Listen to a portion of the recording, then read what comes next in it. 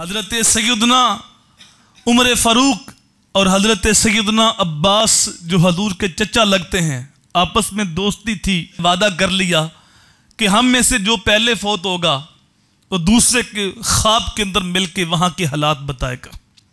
इत्तफाक से पहले हज़रत उमर फ़ारूक फौत हो गए। हज़रत अब्बास इस उम्मीद पर सोए कि उमर ख्वाब के अंदर मिलेंगे और मुझे वहाँ के हालात बताएंगे, लेकिन हज़रत उमर ख्वाब के अंदर नहीं आए। एक दिन गुजरा, 2 दिन गुजरे, महीना गुजरा, हत्ता के साल गुजर गया। हज़रत अब्बास इस इंतजार में थे उमर कब ख्वाब के अंदर मिल के वहाँ के हालात बताता।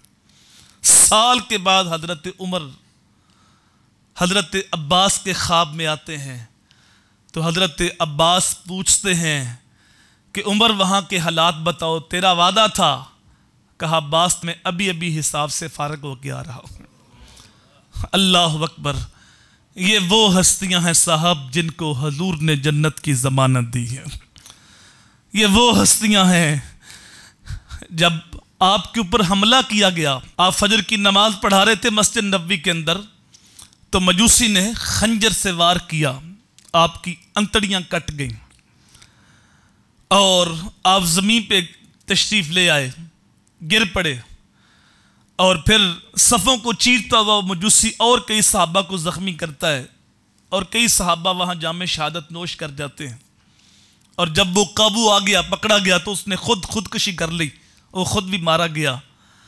तो आपने पूछा कि मेरे ऊपर हमला किसने किया है, तो बताया कि फिरोज मजूसी ने किया है।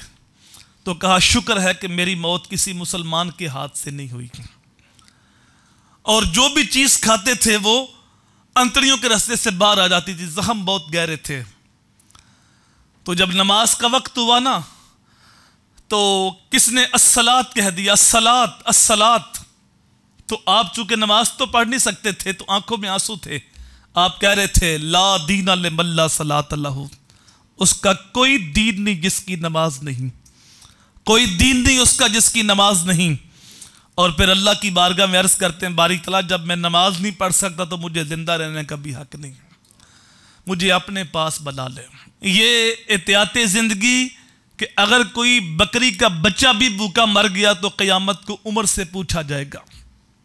एक दिन आप ज़ारो कतार रो रहे थे तो किसी ने पूछा कि उमर क्या बात है, कहाँ के फलां जगह से पुल से कुछ बकरियां गिर के जख्मी हो गई हैं। तो मैं इस बात से डरता हूं क़यामत को मेरा रब मुझसे ये ना पूछे कि उमर तूने पुल सही नहीं बनाया था, बकरियां गिरती थी। मुझे इस बात का हिसाब ना देना पड़े। जबकि आपका जो अदल है वो पूरे ज़माने में मशहूर था और काफिर भी आपके अदल को मानते थे। कैसर का सफीर जब आया था मिलने के लिए तो पूछा कि तुम्हारा बादशाह कहाँ है, उसका महल कहाँ है। कहा हमारे यहाँ कोई बादशाह नहीं होता, उसका महल कोई नहीं होता। तो कहा फिर कौन होता है। कहा वो अमीरुल मोमिनीन है, खलीफा वक्त है और वो कौम का खादम है। कहा मैंने उसको मिलना है।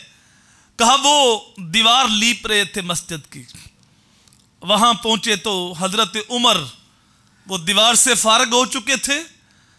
तो गर्म रेत के ऊपर उमर लेटे हैं, खराटे ले रहे हैं। तो सफीर ने जब देखा तो उस वक्त कैसर के सफीर ने कहा था उमर तूने अदल किया है, तुझे गर्म रेत पे भी नींद आ गई। हमारे बादशाहों ने जुल्म किया है, उनको महमली बिस्तर पे भी नींद नहीं आती। तो आपका ये अदल इतना मशहूर था, लेकिन इसके बावजूद जब पूछा गया कि आप क्या महसूस कर रहे हैं, कहते हैं कि मैं खिलाफत का जो दुरानिया है, अगर मैं क़यामत के दिन बराबर सराबर भी छूट गया ना तो ये भी बड़ी गनीमत है। ना मुझे कोई सवाब मिले ना अजाब मिले, बस जीरो के अंदर ही काम खत्म हो जाए तो ये भी गनीमत है।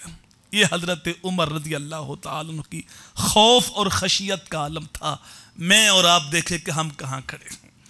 आप खौफ खुदा से रो रो कर आपके रखसारों पर काले निशान पड़ गए थे।